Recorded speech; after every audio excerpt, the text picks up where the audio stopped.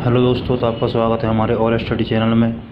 तो दोस्तों, आज हम बात करने वाले हैं कुछ क्वेश्चनों के बारे में। चलिए चलते हैं। आज के पहला क्वेश्चन है हमारा, निम्न में से बैक्टीरिया से फैलने वाला रोग है। तो बैक्टीरिया से फैलने वाला रोग कौन सा है दोस्तों? चेचक। इसका राइट आंसर हो जाएगा चेचक। अगला क्वेश्चन है, निम्नलिखित में से कौन सा एक जड़ नहीं है? तो जड़ कौन सा नहीं है दोस्तों? आलू जो है हमारा जड़ नहीं होता है। शकरकंद, मूली, गाजर, ये तीनों काय में जड़ में आते हैं तीनों, और आलू हमारा जड़ में नहीं आता है। अगर उल्टा भी पूछ लिया जाए, एक दे दिए जड़ कौन सा है, तो शकरकंद, मूली और गाजर ये तीनों काय में जड़ में आते हैं। चलिए चलते हैं अगले क्वेश्चन में। अवस्तंभ मूल पाई जाती है। अवस्तंभ मूल काय में पाया जाता है? गन्ना में। इसका राइट आंसर होगा गन्ने। अगला क्वेश्चन है, जड़ें विकसित होती हैं। दोस्तों, जड़ें विकसित कहाँ होती हैं? ये होती हैं मूल अंकुर से। इसका राइट आंसर होगा मूल अंकुर। गाजर एक है। गाजर क्या है दोस्तों? गाजर अभी बताया था मैंने आपको, गाजर एक जड़ है। तो ये क्वेश्चन आएंगे, एक तो फंसी जाएगा कोई सा भी। बरगद के पेड़ के तने से लटकने वाली मोटी जड़ें क्या कहलाती हैं? तो दोस्तों, जो बरगद का पेड़ रहता है उसमें जो जड़ें लटकी रहती हैं वो क्या कहलाती हैं? स्तंभ मूल। इसका राइट आंसर होगी स्तंभ मूल। पेड़ में निम्नलिखित में से कौन सा हमेशा रहता है? तो दोस्तों, कौन हमेशा रहता है? तो हमेशा रहता है जड़। इसका राइट आंसर होगा जड़।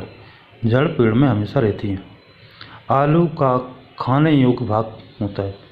तो दोस्तों, आलू का कौन सा भाग खाते हैं हम खाते हैं तना। राइट आंसर हो गया तना। किस पौधे में बीज होता है लेकिन फल नहीं होता? ऐसा कौन सा पौधा है जिसमें बीज होता है, फल नहीं होता? उसका नाम है साइकस। किस पौधे का फल भूमि के नीचे पाया जाता है? ऐसा कौन सा पौधा है किस पौधे का फल भूमि के नीचे पाया जाता है? इसका राइट आंसर है मूंगफली। मूंगफली दोस्तों जमीन के नीचे लगती है। नारियल का खाने योग्य भाग होता है कि वो होता है भ्रूणपोष।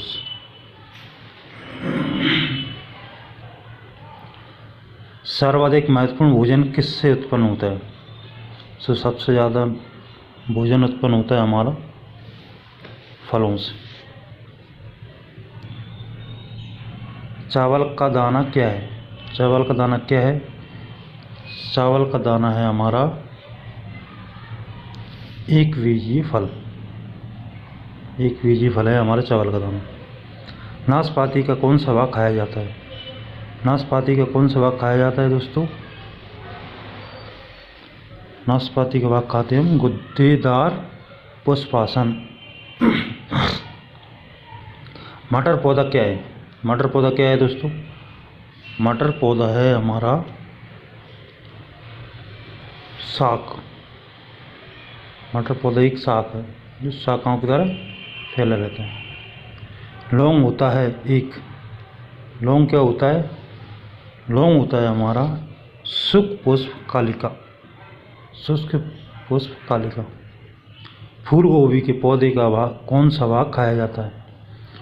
फूल गोभी रहती है, उसका हम कौन सा भाग खाते हैं दोस्तों?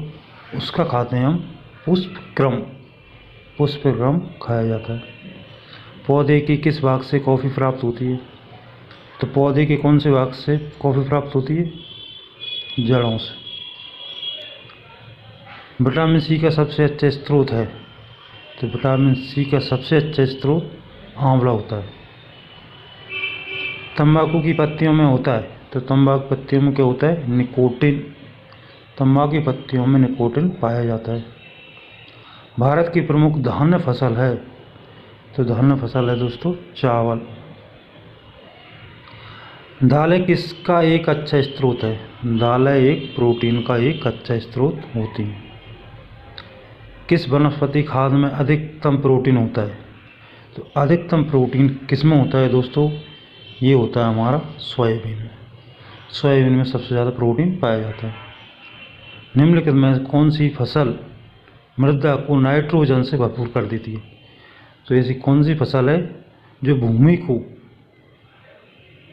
को नाइट्रोजन से भरपूर कर देती है। तो इसका राइट आंसर हो जाएगा दोस्तों मटर। मटर में भरपूर मात्रा में नाइट्रोजन होता है। तारपीन का तेल किससे प्राप्त होता है? तो तारपीन का तेल किससे प्राप्त होता है दोस्तों? ये होता है हमारा चीड़ से। इसका राइट आंसर हो गया चीड़। आज का अगला क्वेश्चन है, प्रकाश संश्लेषण की क्रिया कब होती है? तो दोस्तों प्रकाश संश्लेषण क्रिया होती है हमारे दिन में। कब होती है दोस्तों? केवल दिन में। इसका राइट आंसर होगा दिन।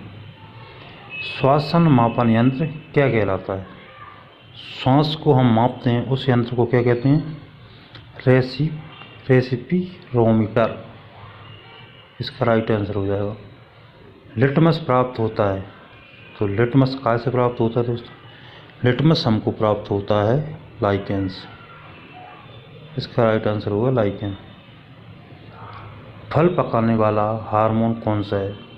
दोस्तों कच्चे फलों को हम पकाते हैं, कौन से हार्मोन से पकते हैं? एथिलीन द्वारा कच्चे फलों को पकाया जाता है। खैरा रोग किस फसल से संबंधित है? तो खैरा रोग दोस्तों किस में लगता है? हमारा धान में लगता है। कम लगता है? धान में। खैरा रोग किसके कारण होता है? खैरा रोग किसके कारण होता है? ये होता है हमारा जस्ते की कमी के कारण। जस्ते की कमी के कारण कौन सा रोग होता है? खैरा रोग। और खैरा रोग कहाँ में लगता है दोस्तों? तो खैरा रोग लगता है हमारी धान में। ठीक है, तो ये अच्छे से याद करना है आपको। ये क्वेश्चन तो इनमें से पक्के में बनना है आपको। और एमपी परीक्षा ये अभी लेने वाले हैं कुछ दिन बाद, तो आप अच्छे से ध्यान दीजिए। जब तक के लिए कुछ मिलते हैं और अच्छे क्वेश्चनों में, जब तक के लिए धन्यवाद।